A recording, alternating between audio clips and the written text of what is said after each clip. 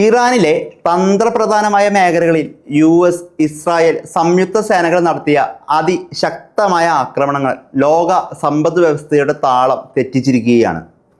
ആഗോള എണ്ണ വ്യാപാരത്തിൻ്റെ ജീവനാഡിയായ ഹോർമുസ് കടലിടുക്ക് ഫലത്തിൽ അടയ്ക്കപ്പെട്ടതോടെ ക്രൂഡ് ഓയിൽ വിലയിൽ വൻ കുതിച്ചുചാട്ടമാണ് രേഖപ്പെടുത്തുന്നത്. ആരംഭഘട്ടത്തിൽ തന്നെ ബ്രെന്റ് ക്രൂഡ് വില 13% വർദ്ധിച്ച് ബാരലിന് $82 എന്ന 14 മാസത്തെ ഉയർന്ന നിരക്കിലെത്തി. സമുദ്രപാതയിലെ അനിശ്ചിതത്വം മൂലം എണ്ണവില $100 കടന്നേക്കാമെന്ന ഭീതിയിലാണ് നിക്ഷേപകർ എല്ലാവരും. ഏഷ്യ വിപണികളിൽ വൻ ഇടിവോടെയാണ് വ്യാപാരം ആരംഭിച്ചത്.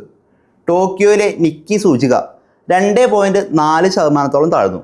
ഡിസ്നിയിലെ വിപണികൾ തകർച്ച നേരിടുമ്പോൾ സുരക്ഷിത നിക്ഷേപം എന്ന നിലയിൽ സ്വർണ്ണവില 2.5% വർദ്ധിച്ച് ഔൺസിന് $5,408 റെക്കോർഡ് സൃഷ്ടിച്ചിരിക്കുകയാണ്.